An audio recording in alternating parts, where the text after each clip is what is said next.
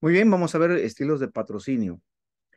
Si se acuerdan, ya vimos nosotros esto que vamos a comentar en clases anteriores y vean cómo lo vamos a reforzar punto por punto. Así que las diversas expresiones de estilo de patrocinio ya dijimos que incluían colonización, grupo de trabajo, satélite, revitalización, rescate. Así, cada uno de estos eh, expresiones de patrocinio requieren respuestas a preguntas específicas y de eso vamos a tratar punto por punto. Así que empezamos con colonización y en este estilo de colonización hay que contestar estas siguientes preguntas. Primero, ¿quiénes formarán el grupo núcleo? Es decir, el equipo de trabajo que va a estar con el sembrador de iglesias. Dos, ¿cuánto financiamiento brindará la iglesia madre y por cuánto tiempo? Tres, ¿quiénes integrarán el comité o esa comisión de misiones de la iglesia madre? Cuatro, ¿qué apoyo de oración se brindará? ¿Habrá cadenas de oración, intercesoras? ¿Cómo será? Cinco, ¿qué materiales adicionales se van a proporcionar? Seis, ¿cómo se va a seleccionar al líder sembrador, el mero dirigente de la siembra de iglesia? Número 7, ¿cómo evitará la iglesia patrocinadora, o sea, la iglesia madre, para no ser una réplica de sí misma? 8, ¿cómo será el gobierno de la nueva iglesia, de la iglesia que va a ser la iglesia hija? 9, ¿qué sistema de informes se establecerá para que el líder sembrador esté haciendo reporte a la iglesia madre? Y este informe va a ser mensual, va a ser trimestral, ¿cómo va a ser? Todo eso se tiene que establecer. 10, ¿cómo participará la iglesia patrocinadora en las actividades de la nueva iglesia? Es decir, va a participar haciendo un estudio de la comunidad, va a participar utilizando los medios de comunicación, va a participar realizando actividades de cultivo, va a participar empezando estudios bíblicos en los hogares, es decir, va a formar grupos familiares o va a hacer otros tipos de trabajo como ayudar a la iglesia patrocinadora a conseguir un lugar de reunión, va a comprar un terreno donde se van a reunir, van a rentar un lugar donde se van a reunir. ¿Qué es lo que va a hacer?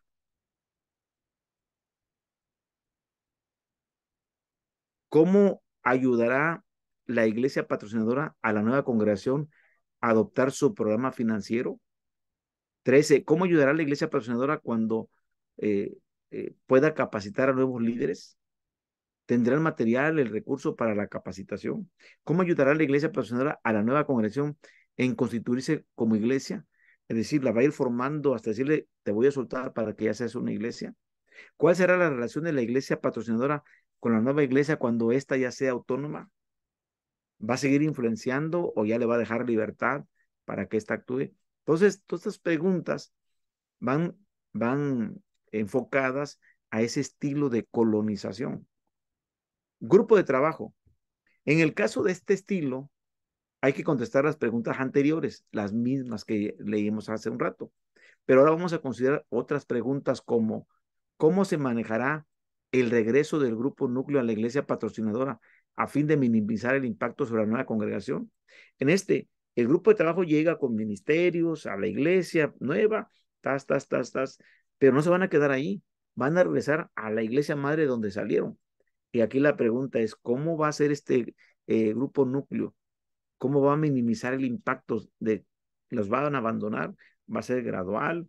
¿Cómo se va a hacer? ¿Qué plan se adoptará para encontrar y capacitar y utilizar líderes de la iglesia provenientes de la comunidad local? Es decir, somos de la comunidad local, pero vamos a buscar la manera de capacitar a otros líderes, de tal manera que el impacto sea mínimo. y nuestro regreso a nuestras congregaciones satélites. En este estilo, muchas de las preguntas anteriores que ya dijimos también se aplican. No obstante, hay otras preguntas más que nos ayudarán a determinar la estrategia de este estilo. Número uno, ¿cómo distinguirá la iglesia patrocinadora entre las unidades satélites que tienen el potencial de llegar a ser congregaciones que se puedan sostener propiamente y las que serán ministerios permanentes de ella? Es decir, la iglesia madre tiene varias congregaciones y a eso se llaman congregaciones satélites, pero va a poder distinguir la iglesia patrocinadora cuando vean el potencial de cada una de esas congregaciones y vean cómo ellas se puedan sostener y cómo pueden seguir los ministerios permanentes en ella. En el caso de las que tienen el potencial de ser ya congregaciones autónomas, es decir, ya nosotros tenemos recursos humanos, ya tenemos recursos financieros, ya queremos independizarnos, entonces, ¿qué criterios se van a establecer a fin de actuar de acuerdo con el progreso de la nueva congregación? ¿Cómo van a ser los criterios? ¿Y cómo desarrollará la iglesia patrocinadora una estrategia que evite una dependencia excesiva por parte de las nuevas congregaciones? Porque como son congregaciones satélites, dependen de la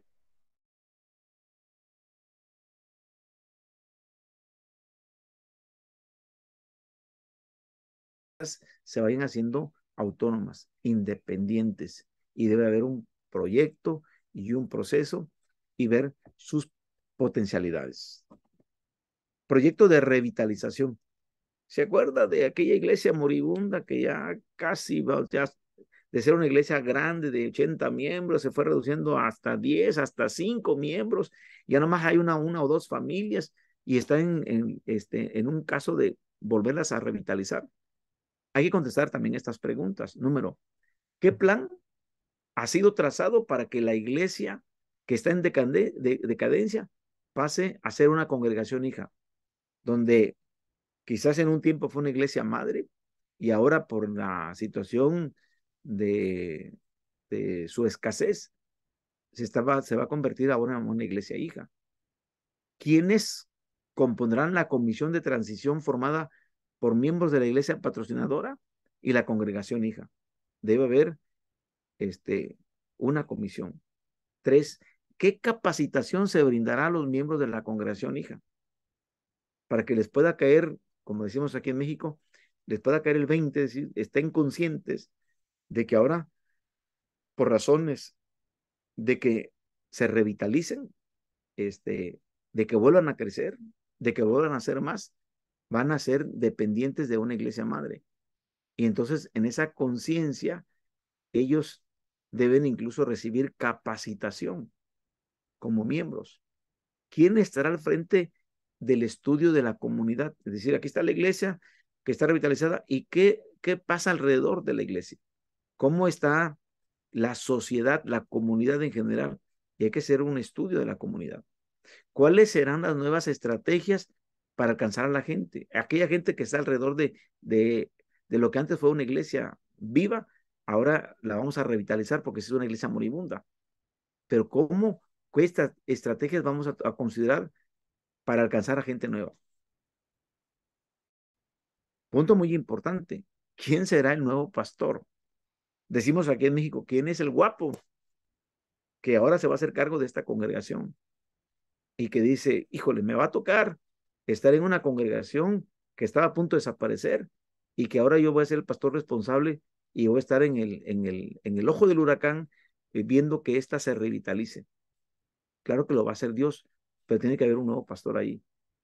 Y 7, ¿cuándo se va a lanzar el proyecto de revitalización? Así hay que hacer un programa muy bien específico para, para boletinar, informar y cuándo se va a arrancar el proyecto de revitalización. Proyecto Rescate. ¿Y se acuerdan del proyecto Rescate? Es una iglesia que clausuró, es una iglesia que ya no hay miembros, nomás está el edificio. Allí está abandonado el edificio. Muchas de las preguntas utilizadas en el caso del proyecto de revitalización van a aplicarse al estilo rescate, más las siguientes que también hay que contestar. Primera pregunta, ¿Qué fecha se ha determinado para que la iglesia en decadencia oficialmente dejó de existir o deja de existir? ¿Cuándo? No, pues es que, ¿saben qué? Esta iglesia tiene 3, 4 o 5 años que ya no se abre el templo, que ya no hay congregantes. Y yo apenas les platicaba que yo estuve en una reunión de iglesias y una hermana me dijo, hermano, yo soy la única familia que quedó de esa iglesia, el templo está cerrado. De vez en cuando vamos nosotros a hacer aseo, a cuidar ahí, pero no hay cultos, no hay nada. Y yo tengo que viajar el sábado hasta tantos kilómetros para ir a una iglesia. Pero ahí en mi comunidad está el templo, pero no hay iglesia. Y en ese caso, valdría la pena que se haga un proyecto de rescate y preguntar, ¿desde cuándo está cerrado? ¿Cuál es la fecha? ¿Un año? ¿2 años? ¿5 años? Ahora, número dos, ¿cuál es el procedimiento para que de la administración de la iglesia patrocinadora? Decir, a ver, denme las llaves del templo, vamos a ir con el coordinador del sector, con el administrador general de la iglesia en este país, con una autoridad de la iglesia, para que me den las llaves, para que nosotros veamos todo lo que se tenga que hacer de remodelación del templo, todo lo que hay que invertir de dinero. Es decir, nosotros ahora, como iglesia patrocinadora o iglesia madre, somos la encargada de administrar la iglesia. ¿Por cuánto tiempo? ¿Ha quedado o quedará clausurado el edificio de la iglesia? ¿Cuánto tiempo? ¿Qué planes hay para renovar el edificio? Revocar, pintar, arreglar sanitarios, bancas, sillas, salones de niños, todo lo que requiera del abandono que hay y que hay que renovar. Todo es dinero, ¿eh? ¿Qué fecha se proyecta para una reinauguración en la nueva congregación? ¿Qué fecha? Debe haber un trabajo previo para volver a reabrir esa casa de oración, para ver ese templo. Y ese se llama Proyecto Rescate. Estilos de asociación. Los estilos de asociación, bueno, miramos nosotros, ya lo dijimos, que consiste en aunar, en sumar los recursos ya de iglesias existentes para empezar nuevas congregaciones. Y mucho de lo que hemos dicho sobre las dimensiones de patrocinio, por ejemplo, en el estilo anterior, se aplica a los estilos de asociación. Debe haber preparación espiritual, preparación emocional, preparación sociológica, preparación estratégica, preparación organizacional y relacional. Simplemente tendrá que ser adaptada para estos estilos de asociación. Estilos de asociación. Y uno de ellos es el patrocinio múltiple. Este estilo de asociación consiste, varias iglesias participan juntos para empezar una nueva congregación. Y se pueden aplicar algunas de las preguntas ya mencionadas anteriormente, pero también hay que poner otras y hay que tomar en cuenta las siguientes. Número uno, ¿cómo participarán las distintas iglesias patrocinadoras en el financiamiento de la nueva congregación? ¿Cómo lo van a hacer? ¿Cómo van a participar? Dos, ¿cómo van a coordinar las congregaciones patrocinadoras para proporcionar, fíjense, personal, materiales, publicidad, transporte y lugar de reunión? Son muchos puntos y si son 2 o 3 iglesias las que patrocinan, porque es patrocinio múltiple, entre más sean, más es el problema, más enredoso es, porque hay que patrocinar equitativamente. No una tiene que estar por encima de las otras, sino debe haber un patrocinio equitativo. ¿Cómo se establecerá la comisión coordinadora de las iglesias patrocinadoras? Este comité debe de tener de las diferentes iglesias un representante. 4, ¿a quién reportará el líder sembrador de iglesias? El responsable del trabajo. Si son 3 iglesias, ¿a quién de las 3? No, pues hay un comité. Va a haber alguien responsable del comité y a él le tiene que reportar. La multicongregacional.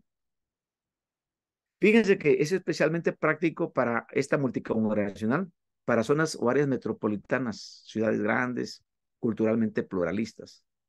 En muchas ciudades, por ejemplo, hay iglesias que comparten edificio. Por ejemplo, yo estaba hablando de Estados Unidos y lo compartía. Iglesias donde hay el español y el inglés. comparten idiomas. A fin de que este estilo resulte eficaz, se deben considerar varias cuestiones y las primeras preguntas que surgen es, ¿qué acuerdo necesitan establecer a fin de asegurar los términos de la asociación? ¿Cómo es que nos asociamos y asegurar esos términos? ¿Cómo se establecerá un comité compuesto de miembros líderes de cada congregación? La de la anglo como la española. ¿Cómo repartirnos en miembros líderes?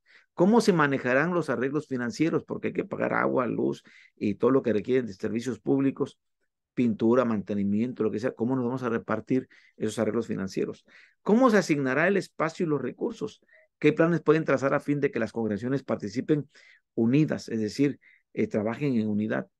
¿Qué acuerdos se necesitan para asegurar que las diversas congregaciones tengan también la libertad de expresar su vida congregacional y entre paréntesis el liderazgo, el estilo de culto, en formas que concuerdan con su propia cultura?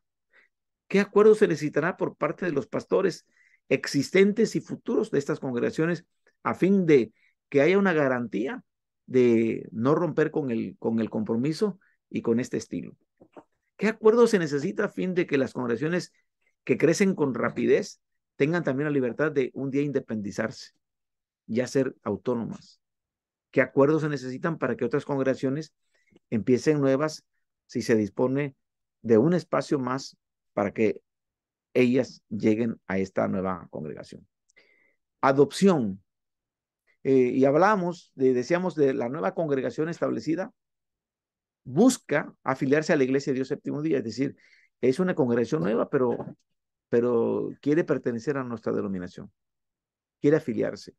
Y a fin de asegurar que la adopción dé como resultado relaciones buenas, relaciones positivas, hay que considerar las siguientes preguntas. Primera pregunta, ¿qué afinidad doctrinal, eclesiástica y entre paréntesis, si están de acuerdo con los estatutos de la iglesia, si están de acuerdo con el fundamento doctrinal de la iglesia, si hay acuerdo evangelístico entre la congregación recién establecida y la denominación?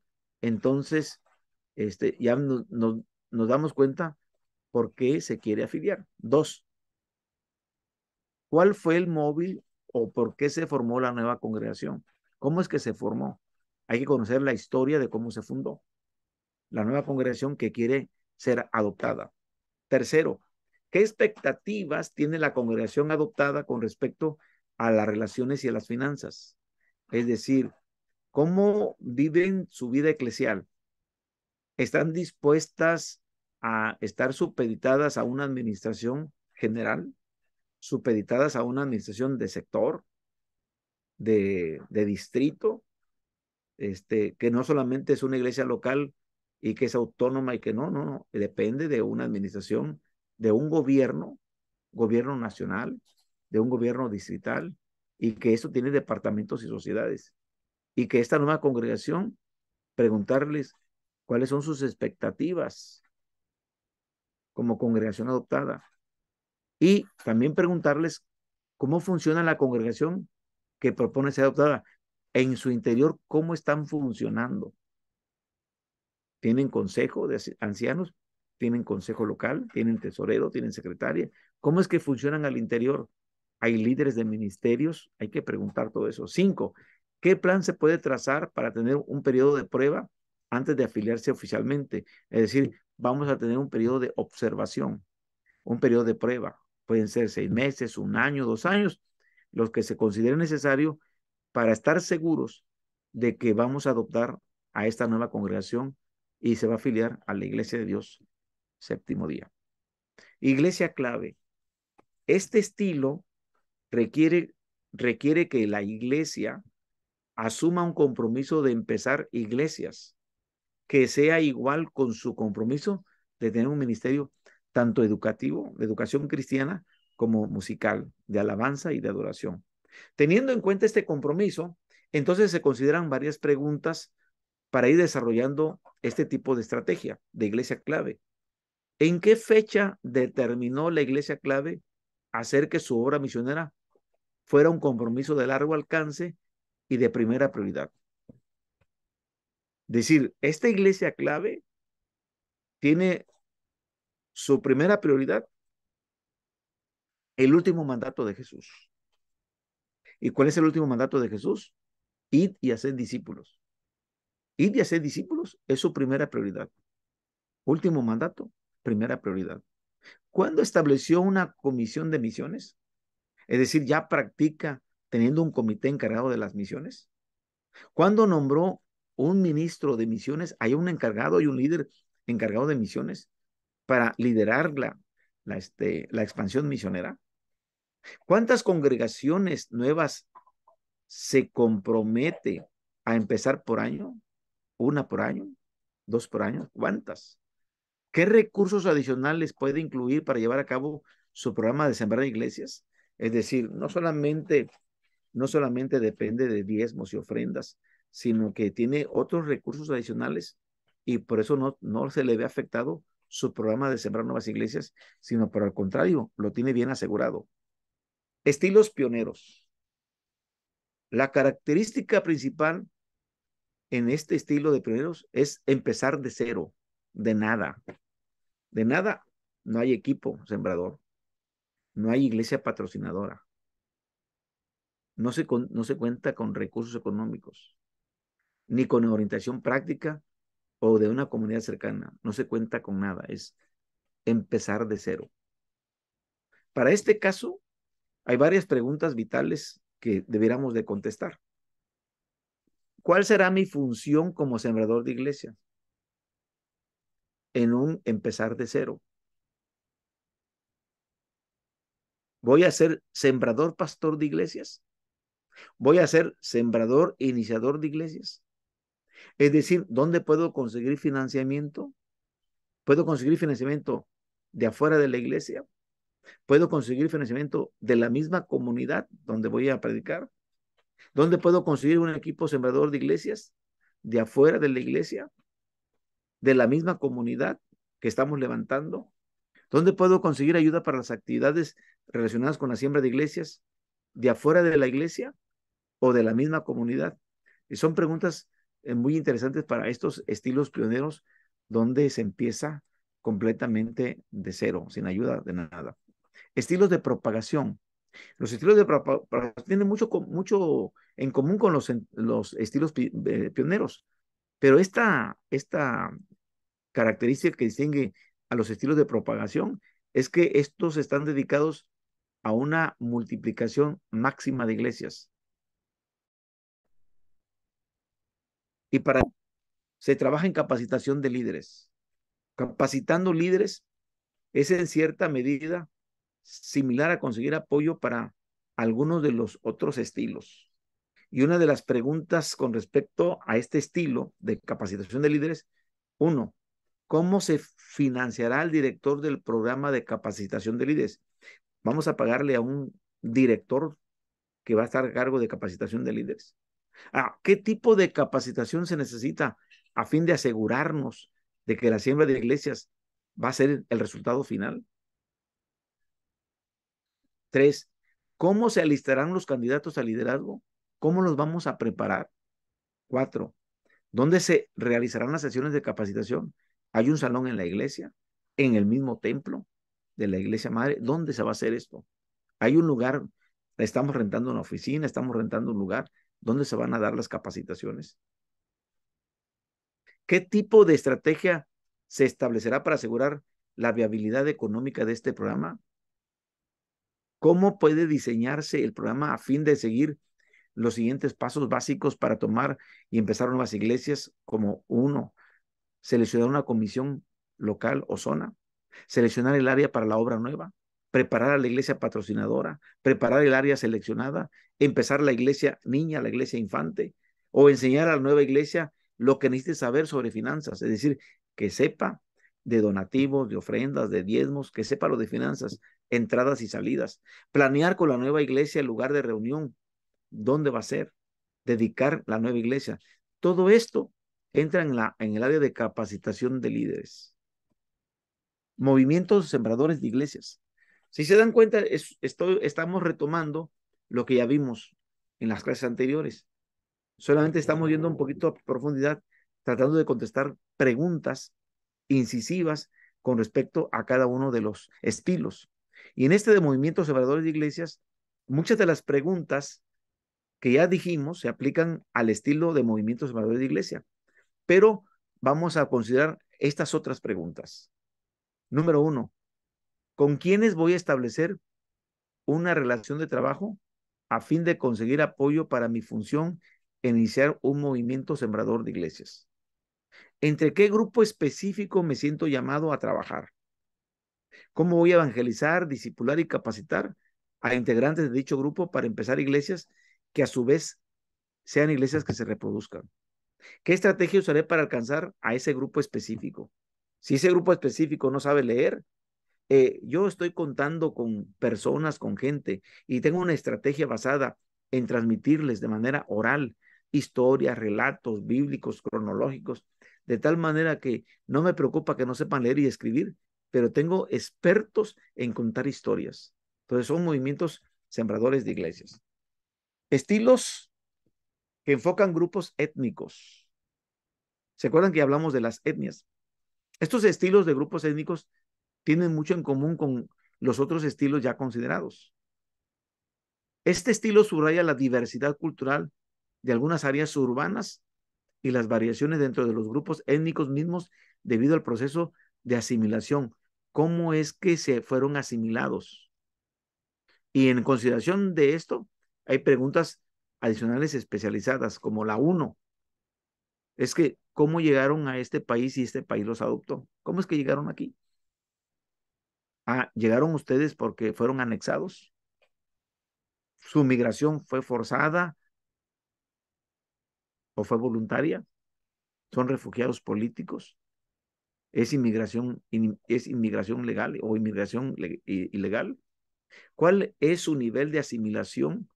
Es decir, totalmente étnico, ellos están cerraditos en solo su idioma, en solo su cultura, o medianamente étnico marginal, étnico asimilado, étnico revitalizado.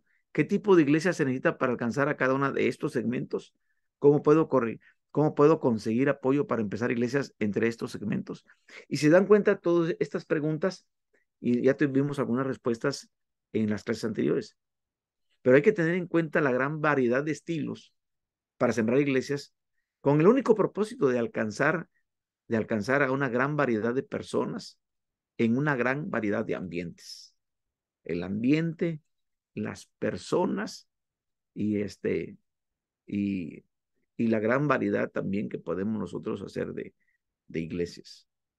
El punto de partida entonces es igualmente preparación espiritual, emocional, sociológica, filosófica, de estrategia que se mencionará antes. Ya lo habíamos dicho en los diferentes estilos anteriores. ¿Cuál es la función del sembrador de iglesias? En el estilo que se escoja, va a determinar la composición del equipo humano. Es decir, el trabajo, el equipo humano va a depender del estilo que vamos a escoger. Y un factor clave es el rol que el sembrador de iglesias decide cumplir. ¿Con cuál quiere trabajar? ¿Cómo quiere hacer su tarea para empezar una nueva congregación? Ya sea que puede ser un sembrador pastor de iglesias, un sembrador que al mismo tiempo es sembrador y al mismo tiempo es pastor. Es decir, es una persona que tiene la visión de empezar una congregación, pero también tiene el deseo de desarrollarla hasta que se convierta en una iglesia completa y él se va a quedar ahí como pastor. Y esta persona necesita, desde luego, un equipo que le ayude a cumplir esta visión. En esta función de ser sembrador pastor, tiene que ser el proclamador de la visión, el estratega de la visión, el líder espiritual, el fomentador del equipo y el supervisor, tanto para la etapa inicial como para la etapa de desarrollo de esta nueva congregación. Él está incluido en todo el proceso. Otra manera de expresarlo es decir que esta persona será el pastor principal de esta congregación. Él la empieza, él la desarrolla y él se queda ahí de pastor. Es un sembrador pastor de iglesias. La función del que es sembrador iniciador de iglesias, que no tiene la función de pastor, él nada más la inicia. Este sembrador itinerante que va de un lugar a otro, él solamente comienza la congregación y luego se va a proponer a ir a otra parte para empezar otra. Él no le está interesando el desarrollo ni el crecimiento. Él es una persona que tiene dones muy grandes, muy fuertes, solo para plantar, pero no tiene dones grandes y fuertes para desarrollar y hacer que la iglesia madure. No. Él necesita siempre de un equipo de apoyo tanto para las etapas iniciales como para las etapas de desarrollo. Después, él va a buscar la manera de que venga un pastor y él se va a otro lugar. En la mayoría de estos casos, es un sembrador móvil. Tiene fuertes dones en el área de la fe, de la evangelización y de la predicación, pero no tiene dones en el área de liderazgo, de administración, ni de desarrollar ministerios. Ahí él no tiene esos dones. Por lo tanto, el equipo sembrador de iglesias necesita apoyar a este sembrador iniciador sabiendo dones de administración, dones de enseñanza, dones de exhortación, a fin de que haya un equilibrio entre los ministerios de la iglesia y brindar continuidad. Es decir, cómo no verse desfasados. Él nada más se encarga de iniciarla, pero hay un equipo que soporta el trabajo de desarrollo. Sembrador de iglesias propagadoras. En este caso, el sembrador de iglesias propagadoras es alguien que capacita, incluye a otros en la obra de sembrar iglesias. Él dice, yo solamente capacito, yo no voy a sembrar iglesias, yo voy a producir sembradores de iglesias, yo voy a provocar, capacitar gente para que se dedique a sembrar iglesias. Y puede lograr esto por medio de centros de extensión u otras estrategias de capacitación más descentralizada. En la mayoría de estos casos, este tipo de sembrador de iglesias no empieza iglesias directamente, sino a través de líderes que se han capacitado. Y él como que supervisa a esos líderes que han capacitado la siembra de esas iglesias. Y este tipo de sembrador de iglesias obviamente necesita dones fuertes en la enseñanza de la fe, o sea, de la evangelización, de la enseñanza, del liderazgo y de la administración. Necesita también preparar, alistar sembradores de iglesias y guiarles en la selección de equipos sembradores de iglesias. Funciones del sembrador de iglesias en grupos étnicos. Y aquí es bien importante que en este estilo el enfoque es hacia un grupo étnico. ¿Por qué? Porque tiene muchas cosas en común con el estilo propagación. Y un factor clave es que si el sembrador de iglesias no es parte del grupo étnico con el que se piensa trabajar, necesitará fuertes habilidades para identificarse con estas culturas. Y lo mismo se aplica a los integrantes del equipo sembrador. Es decir, el líder tiene que tener habilidades para identificarse con esas culturas, pero el equipo también, el equipo sembrador. Además de tener el don de identificarse fácilmente con los de otra cultura, el sembrador de iglesias que utilice este estilo necesita poder establecer un programa de estudio claramente definido que incluya estudios de otras culturas, estudios de misiológicos, aprendizaje del idioma, técnicas de comunicación, estilos autóctonos de aprendizaje y método discipulado contextualizados. O sea, contextualizados al lugar étnico donde se va a compartir el evangelio. Estos y otros estudios tienen el propósito de capacitar al sembrador de iglesias y al equipo de trabajo para poder trabajar en otra cultura y para que puedan diseñar estrategias culturalmente relevantes. ¿Para qué? Uno, la etapa previa del comienzo de la obra, la etapa de preevangelización, la etapa de evangelización, la etapa de post-evangelización y la etapa de retiro paulatino. ¿Por qué? Porque realmente como son iglesias autóctonas, étnicas, que tienen su propio idioma, que no es la lengua, no es mi lengua madre, es un idioma diferente, vamos a preparar para que incluso tengamos un retiro paulatino y ellos solo se empiecen a administrar y tengan su propia administración con su propia cultura con su propio idioma. Función del equipo sembrador de iglesias. Una de las tareas es formar un equipo que apoye al sembrador de iglesias, un equipo de trabajo.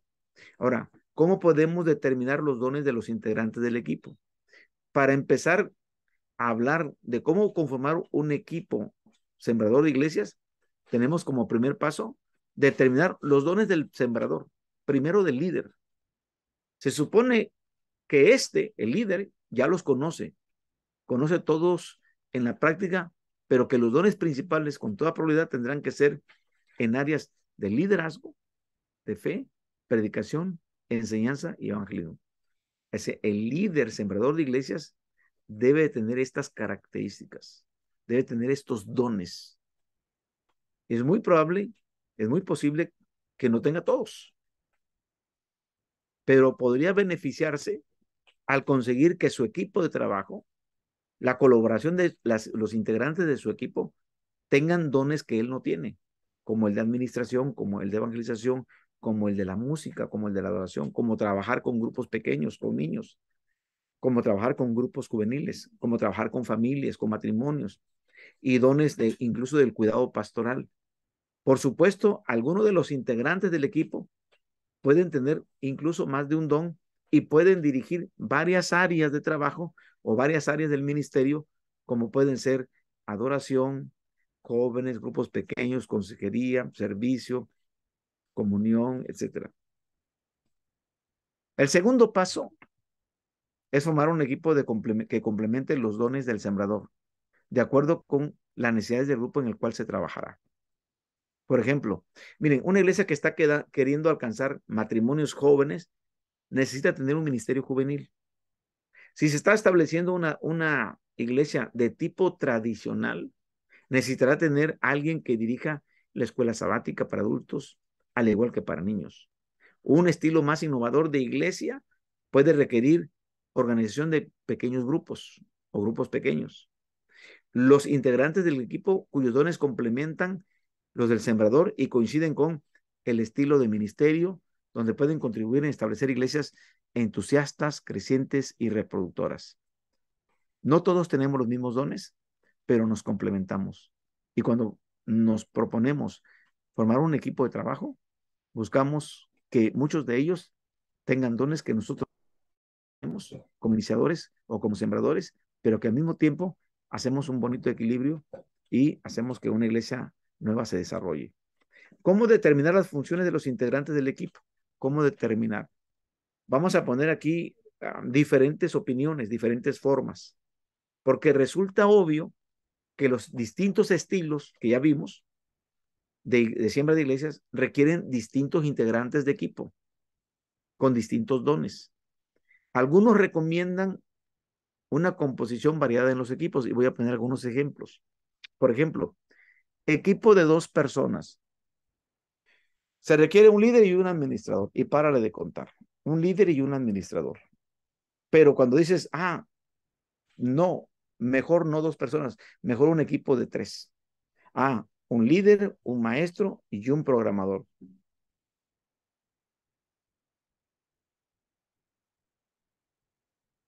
U otro está abogando en que esos 3 sean pastor, evangelista y un especialista en la música,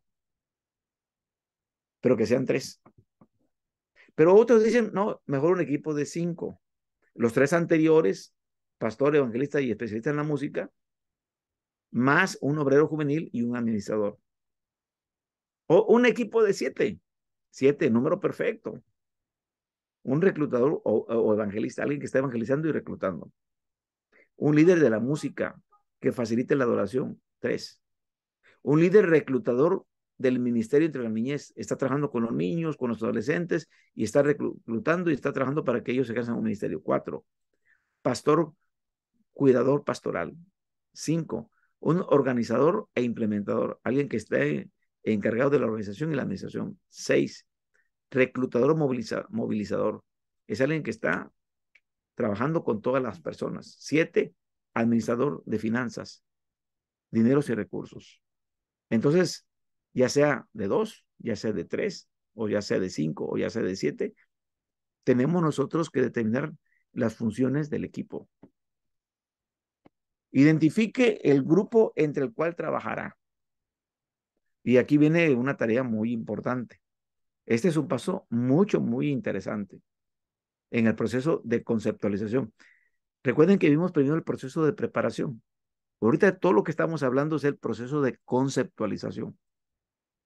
Y aquí es el de seleccionar al grupo entre el cual se trabajará. Es decir, el lugar, la comunidad donde vamos a trabajar. Y la primera tarea es escoger dónde establecer iglesias.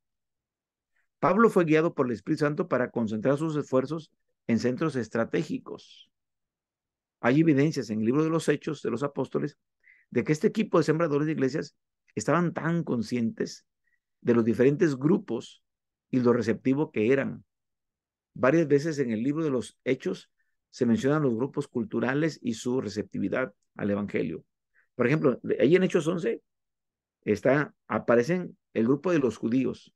Verso 19, solo se le predicaba a los judíos. Versículo 20, otros que venían de otras ciudades decidieron predicarle a los griegos. Dejaron de predicar a los judíos y ¡pum! Que le pegan a los griegos y se multiplica la iglesia de Antioquía. Crece demasiado. Son de otra cultura. Tienen incluso otra cosmovisión. Pablo y sus compañeros de labor adaptaban la presentación del mensaje con el propósito de alcanzar a la mayor cantidad posible de personas en estos grupos. Pablo llega a Atenas y dice, como sus poetas dijeron, y les hace referencia a los poetas y los filósofos estoicos y epicúreos, y Pablo empieza a predicar tratando de meterse en su cultura, adaptando el mensaje, presentando el evangelio con el único propósito de alcanzar la mayor gente. Me llama mucho la atención si ustedes leen, por ejemplo, ahí Hechos 17, eh, llega a Atenas, al Areópago, y prácticamente escucha una gran multitud. Y uno se pregunta, híjole, no mucha gente se convirtió. No fue como en Antioquía. Ahí dice que el Areopagita y una mujer llamada Damaris. Creo que de todo ese gentío, nomás hace referencia de que dos personas se convierten. Pero, pero Pablo busca sembrar la iglesia en lugares donde identifica su cultura y busca la manera de adaptar la presentación del mensaje a esos grupos. Seleccionaban cuidadosamente los lugares estratégicos donde concentrarían sus esfuerzos y prestaban atención a los factores socioculturales al comunicar el, el mensaje. Tenemos nosotros que hacer un análisis de la comunidad en donde vamos a predicar el evangelio o donde queremos sembrar la nueva iglesia. Tenemos que escoger un lugar apropiado para establecer una nueva congregación. Y quiero decirles que no es una tarea fácil, dado que son muchas las necesidades y limitadas las finanzas. La iglesia tiene que aplicar mucho discernimiento en la mayoría de sus recursos económicos. Existen varias cosas que pueden ayudar a la iglesia a tomar decisiones sabias. Y entonces, como se trata de hacer un análisis de la comunidad, vamos a empezar a hacer primero un análisis demográfico y luego un análisis psicográfico, un sondeo religioso, una entrevista con líderes comunitarios, un sondeo de la población en la comunidad, un análisis de su percepción al evangelio, un sondeo de los procesos de toma de decisiones y, por último, un sondeo de las razones por las cuales son reacios al evangelio. Entonces, estamos aquí en el punto de análisis de la comunidad y vamos a empezar con el primero, análisis demográfico. ¿Quiénes son las personas que están allí y de dónde son? Ahí viven y de dónde son. Este análisis nos va a dar la idea potencial que existe para empezar una iglesia en esa comunidad. ¿Cuál es la idea del potencial que existe para poder empezar una iglesia? Ese análisis demográfico debe incluir ciertos factores. Tenemos que trabajar con el índice de población. Tenemos que trabajar con los grupos socioeconómicos vigentes, los tipos de viviendas que hay, el nivel educativo, que es prácticamente un nivel cultural, tipos de empleos y tipos de estructuras familiares. Y cuando hablamos, por ejemplo, del factor del índice de población, tenemos que hacer un comparativo. Miren, el índice de población actual con el índice de población, comparándolo con la última década que pasó, para saber si la población creció o decreció. La población sigue aumentando o la población sigue decreciendo. Por ejemplo, aquí en nuestro país hay lugares donde hacemos ese análisis de índice y decimos, en tal año había tanto y lo pedimos por sexo y nos damos cuenta que hay muchas mujeres y niños. La mayoría de los varones se fueron a trabajar al extranjero, están en Estados Unidos de Norteamérica y de día están trabajando y mandando dinero.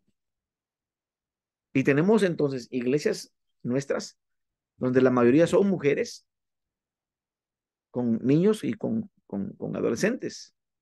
Y los jóvenes tampoco ya no están, porque los padres los mandan a llamar a trabajar y se los llevan a Estados Unidos a trabajar. Y tenemos unas iglesias bien su generis, es decir, únicas en su género, donde casi puras mujeres.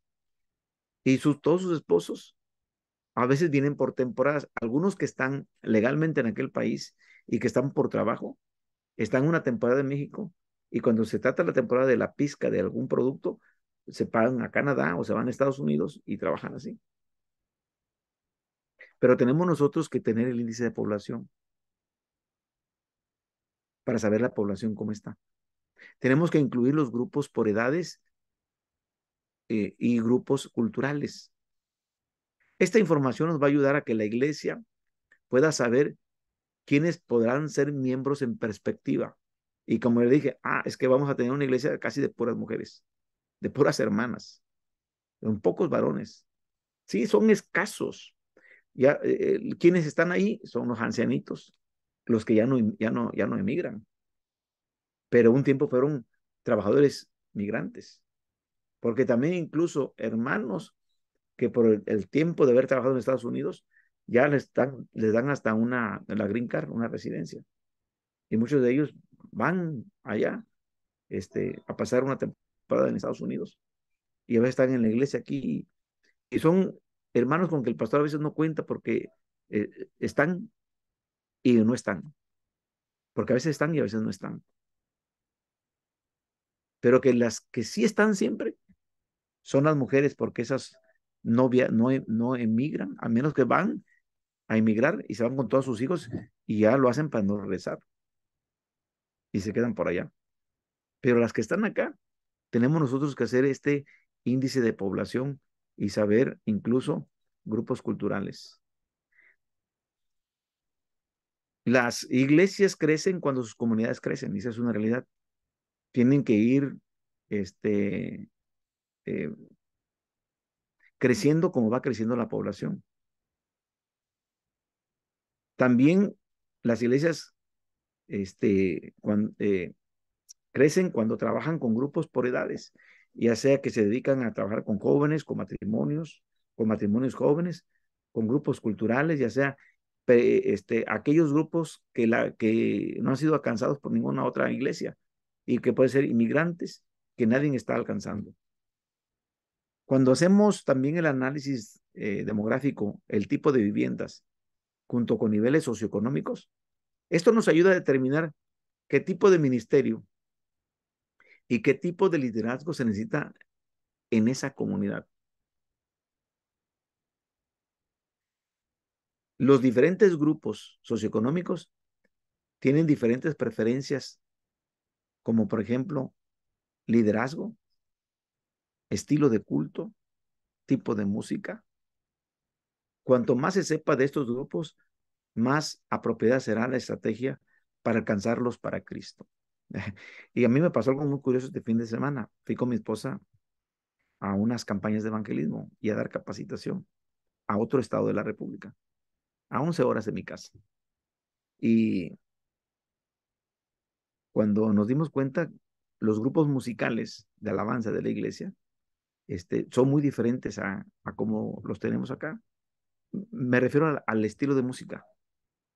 Entonces, tipo banda, este, tocaban, pero quiero decirles que la comunidad que empezó a escuchar la música, por la música empezó a acercarse.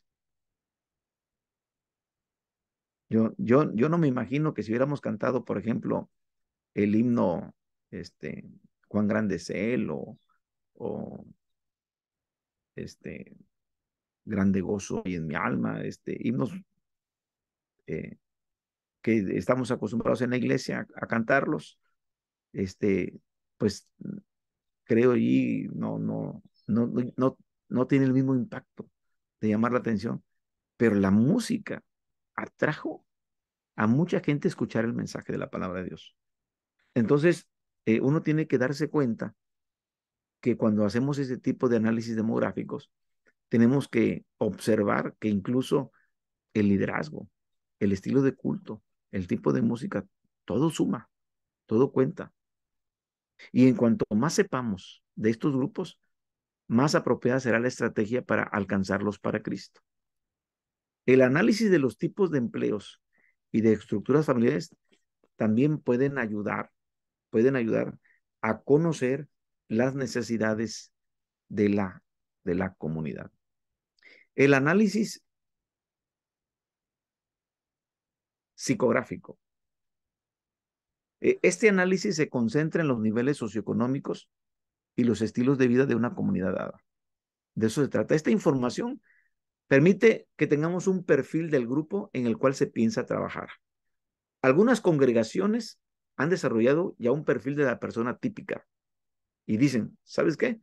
Es un perfil que me puede revelar el individuo tipo de la comunidad. ¿Cuál es el individuo tipo de comunidad? Ah, es el que tiene un nivel educativo alto de esta comunidad. Le gusta mucho su trabajo. Le gusta mucho donde vive. Siempre da prioridad a su salud, siempre está haciendo ejercicio y está buscando comer bien, él y su familia. Prefiere, prefiere estar en un grupo grande a uno pequeño. Siente escepticismo hacia la religión tradicional. Le gusta la música contemporánea. Piensa que está disfrutando de la vida más que 5 años atrás. Está satisfecho y orgulloso de su posición social. Prefiere lo casual e informal a lo formal. Tiene demasiadas ocupaciones y sus gastos exceden sus ingresos. Nosotros nos damos cuenta, pues nosotros aquí, aún en el calor, eh, usamos corbata, vamos a la iglesia con corbata y he conocido lugares donde van todos vestidos bien formal. Pero aquí en mi Acapulco, donde yo vivo, este, eh, las personas vienen más casual y no visten tan formal. Y entonces, imagínese usted a los congregantes con camisas eh, tropicales, con colores muy bonitos. Este, y claro, nosotros estamos acostumbrados a camisa de manga larga, corbata. Y donde voy y predico, pues me pongo saco y corbata, voy con propiedad. Pero hay lugares donde una camisa es un estilo ya. El sureste. Acá le llamamos una guayabera, que es una camisa 100% de algodón, muy fresca, de tipo bordada, y, y, y se ve como una camisa formal. Pero en otros lados, como que esa camisa no está bien. Es decir, uno tiene que ver incluso hasta cómo visten, de qué prefieren, formal o informal, y todo eso es análisis psicográfico. Un sondeo religioso. Y en este sondeo religioso determina esta manera si la comunidad es la más estratégica para establecer una iglesia. si el lugar donde vamos a trabajar es el lugar más estratégico. Es cierto que todas las comunidades necesitan establecer más iglesias. Es decir, todos los lugares requieren una iglesia de Dios. Pero dado que la iglesia no tiene tantos recursos económicos para hacerlo en todas las comunidades del país, es necesario siempre encontrar la comunidad más estratégica, la más importante, el lugar más importante para que de ahí puedan surgir más. Entonces hay que contestar las siguientes preguntas. La primera, ¿cuántas iglesias hay en la comunidad? ¿Cuántas? No hablo de la iglesia de Dios séptimo día. ¿Cuántas iglesias bautistas, pentecostales, presbiterianas, mormón, no sé, iglesias? ¿Cuántas iglesias hay en la comunidad? Tenemos que hacer un sondeo religioso. ¿Cuántas de estas predican el mensaje de salvación? O así, ¿cuántas de estas de veras son evangélicas que están predicando el mensaje de salvación? ¿Qué porcentaje de la población está siendo alcanzada por dichas iglesias? 4. ¿Apuntan estas iglesias a alcanzar todos los grupos socioeconómicos y socioculturales? ¿O nomás es un sector? Y cuando vamos al censo del gobierno, del país o del estado, prácticamente no recogemos mucha información sobre la religión de la población. Así que, ¿dónde la podemos obtener? Primero, tengan la lista de las iglesias que están en su comunidad, como sea adventistas, bautistas, católicas, etc. ¿Cuántas iglesias son? Si tiene oportunidad, entreviste a los líderes de esas iglesias, a los pastores de esas iglesias, y pregúntele, oiga, ¿cuántos miembros tiene su iglesia? ¿Con cuántos cuentan? ¿Y cuántos de sus miembros pertenecen a su vecindario de la iglesia, a la cercanía de la iglesia? Yo, curiosamente, fui pastor en un tiempo de una iglesia donde el 90% no era de ese lugar. Eran muy poquitos los que vivían ahí cerca del templo. To- Toda la mayoría venían manejando a media hora, 40 horas, a una hora de camino. Venían desde el otro lado de la ciudad y venían por la alabanza, por la manera de la predicación, por los ministerios, por el trabajo, por la comunión, porque se sentían a gusto. Y dicen, "No, la mayoría no son de aquí. Pregunten a esos pastores, oiga, ¿todos sus miembros son de esta comunidad o vienen de lejos? Y miren, no van a dejar mentir, pero algunos de ustedes, para ir a una congregación, a veces dicen, ah, bajo, viejo, 100 kilómetros. Y he escuchado en las tareas que me ponen, tengo un pastor que viene a 200 kilómetros de distancia, que viene a vernos cada 15 días, que tenemos una reunión con la iglesia cada mes. Y eso es muy curioso. Haga usted este sondeo religioso y pregunte a esos pastores de esas iglesias cómo es que están sus miembros, cuántos son y si son de ese vecindario. Visite estas iglesias para ver qué grupos están siendo alcanzados. A ver, incluso qué estilo de culto practican. ¿Cómo coincide esto con el nivel socioeconómico de la comunidad? ¿Y qué ministerios entre la iglesia, comparándolas con los que la comunidad necesita? Vea los ministerios que tienen en su iglesia con los ministerios que la comunidad necesita. Y haga un sondeo de líderes de la comunidad. Ya no es religioso. Ahora pregunte con directivos, directores de escuela, maestros de escuela, dueños de negocios, directores de servicios sociales, policías, oficiales de departamentos, presidentes de clubes, de organizaciones, vendedores de bienes raíces, directivos de asociaciones, propietarios, pastores, o en suma, gente que conoce bien a la población de la comunidad donde van a establecer la iglesia. Haga un sondeo. Y se pueden hacer estas siguientes preguntas en la entrevista. Oiga, ¿cuánto hace que vive en esta comunidad? ¿Cuánto tiempo tiene viviendo aquí? ¿Cuáles son algunas de las necesidades más urgentes en esta comunidad? La inseguridad, este, eh, el, la basura, la pobreza, cinturones de pobreza, gente marginada. O sea, vea que el alcoholismo es una ciudad donde los fines de semana aquí es la cantina completamente. Toda la ciudad se convierte en cantina. Todos salen a beber, se alcoholizan. Tenemos ciudades así en nuestro país, de que hasta les conocen como la cantina más grande del mundo. Toda la ciudad es una cantina. Todos en las calles venden bebida alcohólica. Este, eh, Incluso hay pueblos mágicos que están perdiendo su calificación porque se han convertido en eso. Tienen ese problema, el alcoholismo, la drogadicción. Entonces, todo esto que implica el sondear con los líderes de la comunidad de la problemática de la necesidad más urgente de la comunidad. ¿Cuáles son algunas cosas que ha aprendido como resultado de su trabajo en esta comunidad? Ah, si usted viene de fuera y vino a radicar aquí porque es maestro, porque es doctor, porque es enfermera, porque esto, y le pregunto, ¿cuáles cosas usted ha aprendido como resultado de su trabajo en esta comunidad, ahora que usted está viviendo aquí? ¿Qué consejo tendría para alguien que planea actividades para ayudar a esta comunidad? Fíjese que yo deseo ayudar a esta comunidad. ¿Qué recomendaciones me podría dar? ¿En dónde podría yo empezar? ¿Qué métodos le han dado resultado para comunicarse con las personas de esta comunidad? Usted llegó, pues rápido se adaptó, rápido la gente lo aceptó. ¿Cómo se ha podido comunicar con ellos y cómo lo podemos hacer nosotros? Denos algunos tips, algunas, algunas ideas.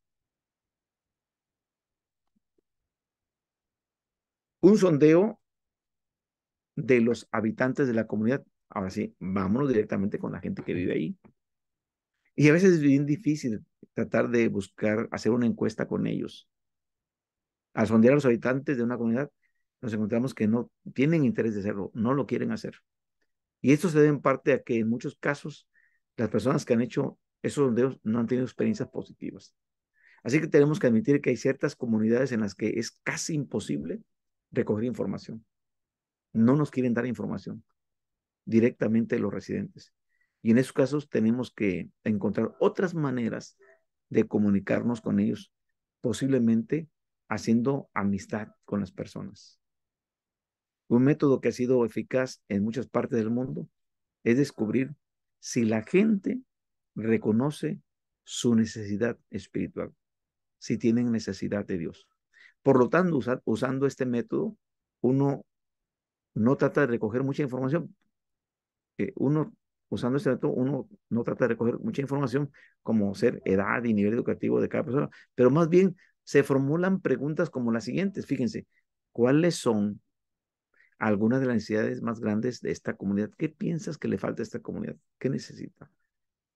¿Por qué será que tanta gente en esta comunidad no asiste a ninguna iglesia?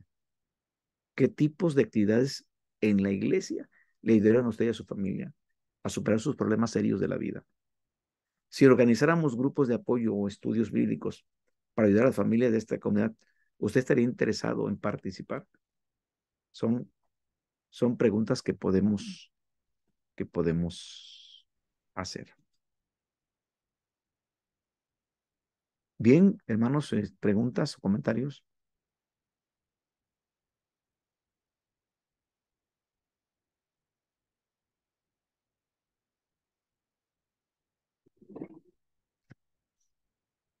Adelante, pueden abrir su micrófono.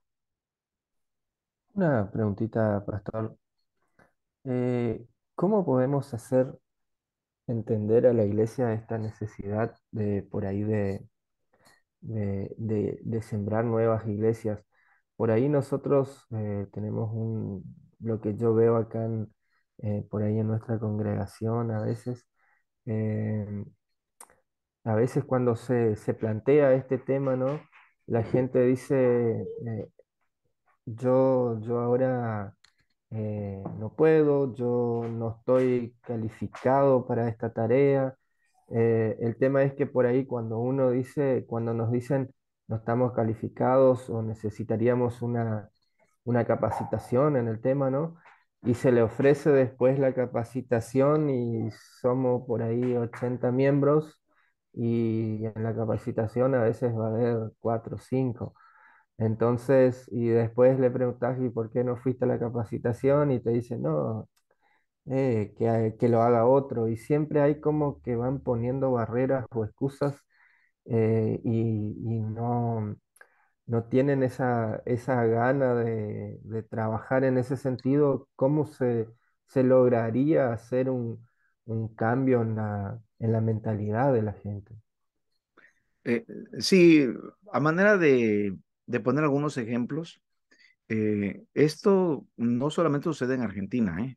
No es algo así como que muy propio de ustedes allá. Aquí también ocurre en que hay esa comodidad de que estamos nosotros sentados en la iglesia bajo el trabajo de los abuelos, bajo el trabajo de los que empezaron y que ya duermen en el Señor. Y entonces estamos en la comodidad de templos cómodos, bancas cómodas, lugares cómodos. Y la verdad, no hay una pasión por las almas. Yo pienso que esto debe ser en cascada. ¿Y cómo digo en cascada? Que desde la administración general de la iglesia, de la parte de la cúpula de la iglesia, si los líderes no están motivados y apasionados en esto, no va a venir hacia el siguiente nivel y hacia el siguiente nivel. Vámonos me fui a lo macro, vámonos a lo micro. Y lo micro es la iglesia local. La iglesia local también tiene que estar en cascada. Mire, ¿quién es el principal? El pastor. Si el pastor no está enamorado y no tiene pasión sobre esto, sí, yo quiero decirte que hagan una observación y así les dejo así como una tarea de lo que observen. Este, mi pastor, en las 5 áreas de la misión, en las 5 áreas de la misión, que es evangelización, edificación, comunión, servicio y adoración. En esas 5 áreas de la misión de la iglesia. Mi pastor, ¿en qué área él tiene mucha influencia? Y decir, mi pastor, a él le encanta la enseñanza. Y él, su pasión es la doctrina, enseñar la doctrina. De ahí. Esa es su pasión. Mi pastor, no solamente predica, ¿eh? Mi pastor toca 5 instrumentos. Le apasiona la música. Él está pensando en el coro, está pensando en el grupo de alabanza, está pensando en los ensayos, en la música. Él está pensando en que el culto salga lo mejor con la música. No, mi pastor lo que le apasiona es la comunión. Él está viendo que después del culto todos se queden a comer, que haya festejo, celebración, que si alguien va a dar gracias por algo, invite un asado, una baracoa, se coma, estar comunión, los regalos, los obsequios, la comunión. Oh, mi pastor. Él siempre está preocupado por la necesidad de los demás, está en el área de servicio, está pensando que le hace falta a la hermana, al hermano, cómo está su casa, se está cayendo, vamos a ir a arreglarle el techo, vamos a ir a arreglarle la luz, está en el área de servicio. A lo que yo voy, de lo que he comentado, ninguno es malo. El problema es que no hay equilibrio. Debemos tener un equilibrio en la misión. Debemos tener adoración, edificación, evangelización. Y si yo, como pastor, mi único Mi único enfoque es la evangelización. Voy a traer a la iglesia predicando y esto y lo otro. Y descuido la adoración, y descuido la enseñanza, y descuido el servicio, y descuido la comunión, las otras áreas. No hay un sano equilibrio. No sé si me explico. Debe haber un sano equilibrio. Pero en cascada, yo como pastor, debo de tratar de tener un sano equilibrio. Debo de estar listo para la enseñanza, para dar doctrina, profecía, lo que sea, pero también la evangelización, pero también la comunión, el servicio. Si mi iglesia ve que tengo pasión por las almas, la iglesia se va a convertir en una iglesia apasionada por las almas. Eso está en cascada, hermanos. Es decir, influye. Los matrimonios, sus planes de trabajo. de niños, de matrimonios, de jóvenes, todos les decimos, ¿saben qué? Un matrimonio para Cristo. Hagan actividades de matrimonios, pero siempre tengan invitados matrimonios inconversos. Van a tener primos que no están convertidos. Inviten a sus matrimonios en una cena de gala, con un buen asado, una buena comida, una pequeña oración, un canto, un mensaje muy cortito, que no lo vean como religioso, pero que se lleven un mensajito. A la siguiente lo van a invitar y quedan invitados para la otra. Y los matrimonios ganando. Nosotros, fíjense, decíamos, hermanas que vienen solas, que sus maridos no son convertidos. Vamos a rentar un restaurante frente al mar, a la orilla del mar, bien romántico. Y vamos a tener una cena de matrimonios. Hermanas lleven a su esposo. No, no, o dicen, vamos a ir a cenar a tal lugar. Y dicen, oye, ese es un lugar muy bueno. ¿Y qué invita? Invita a la iglesia. Y nos organizamos. ¿Y qué hacíamos nosotros nada más? Orábamos por los alimentos, una pequeñita reflexión y la cena. Y encantado. Algunos esposos se quedaron, que no iban a la iglesia, se empezaron a quedar, a quedar, a quedar.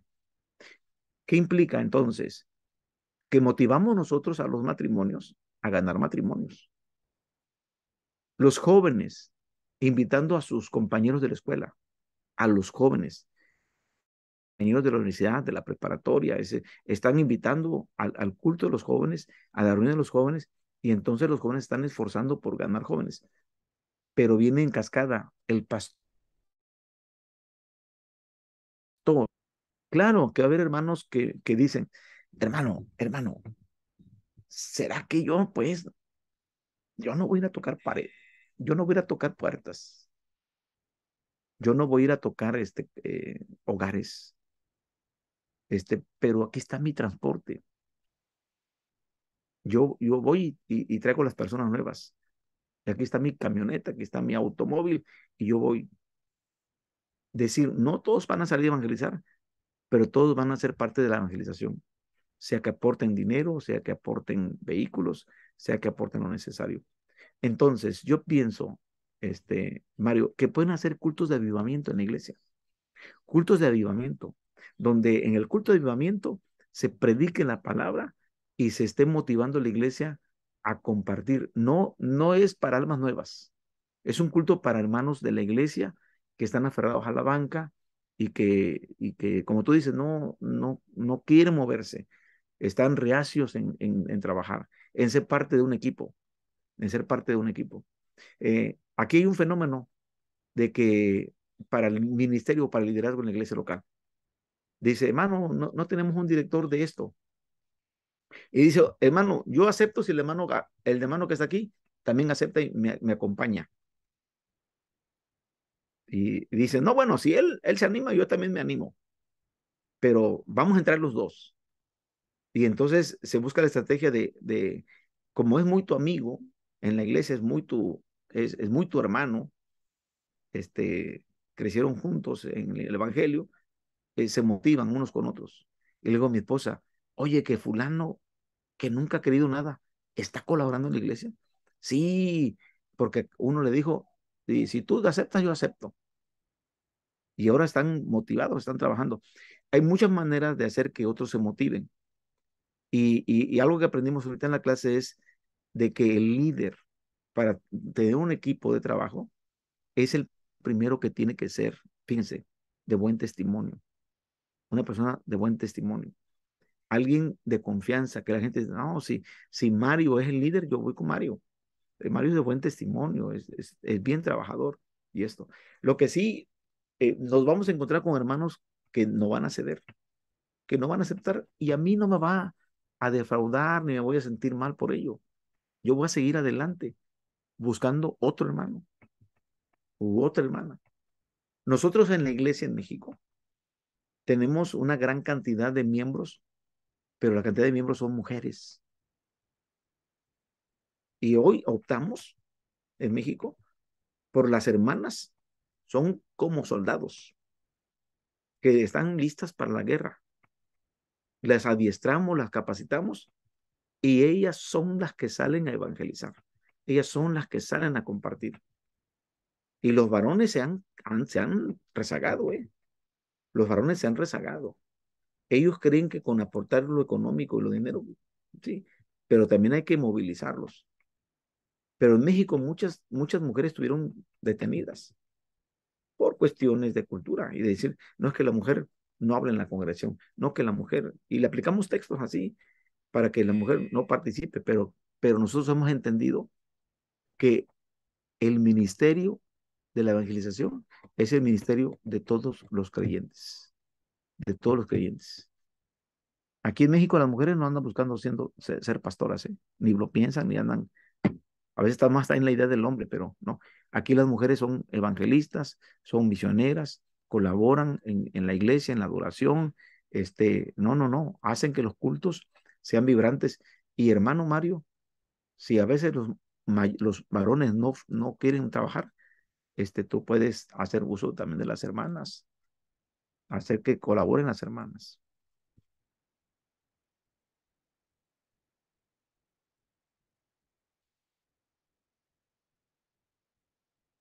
Pues hermanos, empiecen a trabajar con el bosquejo, hermanos. No hay tarea para esta semana. Empiecen a trabajar con el bosquejo. Las primeras partes, por favor, trabajen en ello. Mario, nos despides en oración, por favor.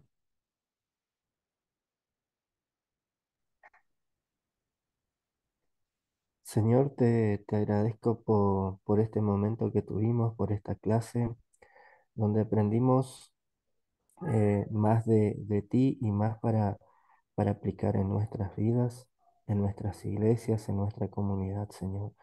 Te damos gracias por esta oportunidad de haber aprendido más. Te pedimos que bendigas al pastor, que siga con esas ganas de seguir impartiendo el conocimiento que tiene, Señor, para que nosotros podamos adquirirlo. También te pido tu bendición por cada uno de los que estamos aquí presentes y por todos los que verán la clase grabada, Señor. Te pido esto y te agradezco por todas tus bendiciones en el nombre de Cristo Jesús, tu Hijo. Amén. Que el Señor les bendiga, hermanos, que pasen buenas noches. Bendiciones. Te Nos amamos en vemos. Cristo. Paz a ustedes. Bendiciones a todos, Dios les bendiga. Chao, chao. Bendiciones.